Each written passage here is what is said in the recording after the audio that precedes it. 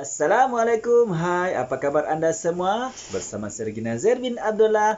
Pada perkongsian kali ini, saya akan kongsikan kepada anda ya teman-teman, salah satu perkara yang kita perlu lakukan apabila kita ingin membuat bonsai. Baiklah teman-teman ya, sekiranya anda ingin mengetahui apakah perkara yang saya kongsikan kepada anda dalam perkongsian saya pada kali ini, pastikan anda mengikuti perkongsian saya ini dari mula hingga selesai, oke? Jom kita teruskan.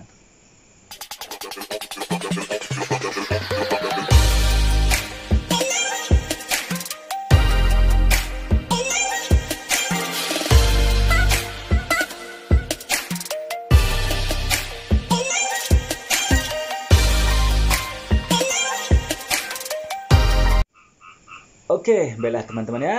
Untuk perkongsian kali ini, saya akan bincangkan secara ringkas kepada anda semua, terutamanya untuk teman-teman seorang pemula ya teman, juga sama seperti saya, iaitu program pembesaran batang bonsai kita. Okey, bagaimanakah cara kita boleh membesarkan batang bonsai kita ya?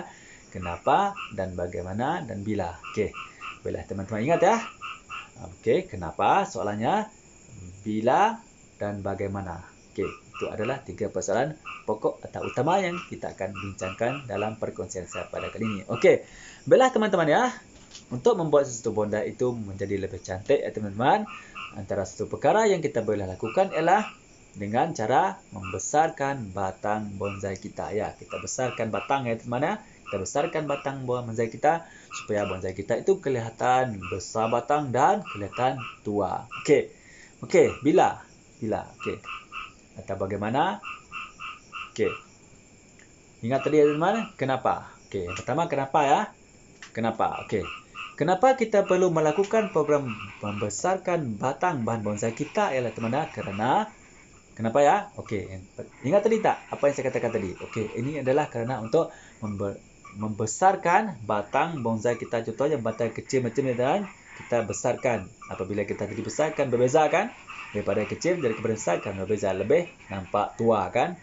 Kalau kecil macam ni memang belum nampak lagi kan, belum nampak keaslian secara semula jadi lagi kan, betul tak? Sebab dia masih lagi kecil kan. Apabila kita dah besarkan, lakukan pembesaran batang, jadi bonsai kita akan nampak lebih kelihatan tua dan semula jadi. Itu adalah kenapa ya, itu adalah jawapannya untuk kenapa. Okey. Dan bila. Okey, bilakah teman-teman ya? Bilakah kita boleh lakukan pembesaran kepada batang bahan bonsai kita? Okey, baiklah teman-teman ya. Untuk melakukan proses pembesaran batang bahan bonsai kita, kita boleh lakukan sama ada masa mula-mula kita menanam bahan bonsai kita ya. Masa mula-mula contohnya kita ada benih ya teman. Kita jumpa satu benih untuk kita jadikan sebagai bonsai. Kita boleh belah ya.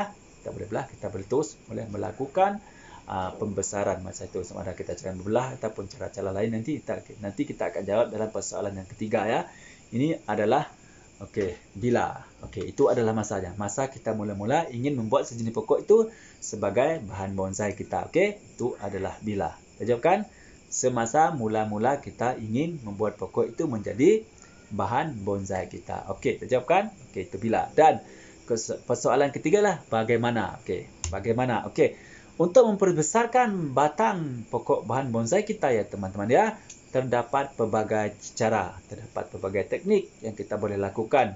Antaranya ialah teman-teman, yang biasa kita lakukan, kita melakukan pembelah batang. Okey, kita belah batang pokok bonsai kita dari pangkal bawah tu ya, dari pangkal bawah kita belah, sama ada kita belah 2, kita belah 4 ataupun kita belah 8 macam itu. Kita tengok macam mana keadaan pokok ya. Kita tengok macam mana kesesuaian pokok yang kita akan lakukan pembelahan batang itu ya. Untuk kita program besarkan batang pokok kita itu. Okey, itu cara membelah itu pertama. Ada juga cara kita melakukan cangkok ataupun kita membuat stek ya. Stek kita contoh untuk pokok fikus ya. Keluarga fikus ya teman, kita boleh lakukan stek angin ya. Boleh dikatakan stek angin kita, di mana caranya lah kita mengupas kulit pada batang pokok itu, kita tinggalkan begitu saja ya. Nanti akar akan tumbuh. Jadi secara automatiknya bonsai kita akan kelihatan besar pangkalnya kan, sebab kita bonsai itu dah sedia besar batang. Okey, contoh macam ni ya, kita kupas kulit kat sini, kita biarkan nanti akan tumbuh keluar semua. Untuk ficus ya teman, biar kebiasaannya kita buat macam ni untuk jenis ficus ya. Jenis ficus, kalau ficus sesuai sangat juga menyentuh. Pada kita melakukan stek angin, stek kebun ataupun stek kita menggunakan media tanah, okey, ataupun media kokopit. Itu adalah juga salah satu cara kita boleh lakukan apabila kita ingin membesarkan bahan bonsai kita. Okey, boleh tak? Okey, kita menggunakan belah batang, kita menggunakan stek ya, ataupun kita cangkuk. Ataupun kita mendongkel ya teman-teman, kita dongkel sejenis pokok yang kita jadikan sebagai bahan bonsai. Kita bila dongkel memang pangkal besar kan pohon pokok itu besar kan. Jadi secara automatiknya pangkal kita pokok bonsai yang kita akan jadikan sebagai bonsai dan nanti sudah semestinya sudah sedia besar kan. Mudah kan? Itu cara yang paling mudah. Kita dongkel pokok, kita potong semua dan batang-batang batas tu nanti kita tunggu pucuk ataupun ranting yang baru tumbuh keluar. Kita akan program ke sana. Jadi pangkal ataupun batang pokok kita sudah sedia besar kan? Mudah kan? Itu adalah cara lebih cepat lagi untuk kita membesarkan batang bahan bonsai kita.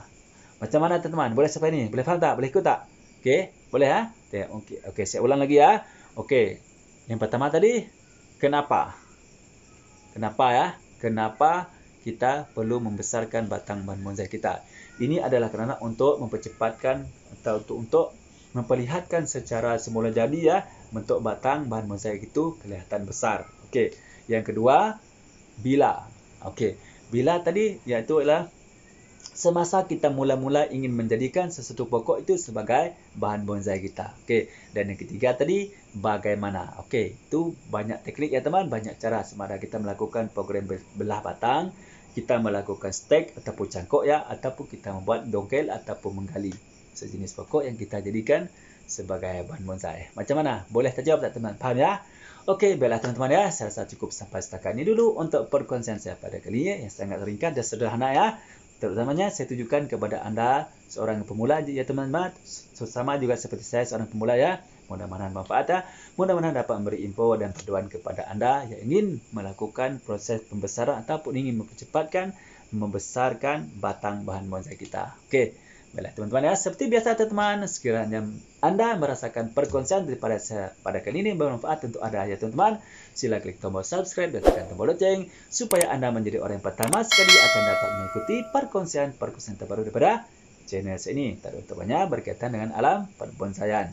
Baiklah teman-teman, bagi anda tu yang masih lagi belum subscribe ya, silalah subscribe ya teman-teman, kerana subscribe itu sangat gratis, gampang dan mudah. Marilah kita sama-sama berkongsikan ilmu yang bermanfaat. InsyaAllah kita juga akan mendapat manfaatnya nanti. Baiklah teman-teman ya. Sekiranya anda mempunyai persoalan ataupun cadangan ya teman-teman, sila tulis dalam komen ya. InsyaAllah saya akan jawab pertanyaan anda. Dan terima kasih di atas cadangan anda. Okey, sekali lagi saya mengucapkan terima kasih kepada anda semua ya teman-teman ya, kerana sudi mengikuti perkongsian saya pada kali ini dari mula hingga akhir, iaitu berkaitan program pembesaran batang bahan bonsai kita. Okey, baiklah teman-teman ya. Seperti biasa teman-teman, sebelum saya mengakhiri perkongsian saya pada kali ini, marilah kita sama-sama berselawat kepada kekasih kita Nabi Muhammad SAW. Mudah-mudahan kita mendapat syafaatnya dari dunia sampai akhirat. Jom kita berselawat. Bismillahirrahmanirrahim. Allahumma salli ala Sayyidina Muhammad wa ala alihi wa sahbihi wa barik wa sallim. Mudah-mudahan kita mendapat syafaatnya, mudah-mudahan kita menjadi umatnya, menjadi kekasihnya yang dicintainya. Pada teman-teman, amin. InsyaAllah, amin. Amin ya Rabbil Alamin. Baiklah teman-teman ya, semoga manfaat ya. Cukup sampai setakat ini dulu untuk perkongsian daripada saya kali ini. Salam satu bi, salam bonsai. Bye-bye.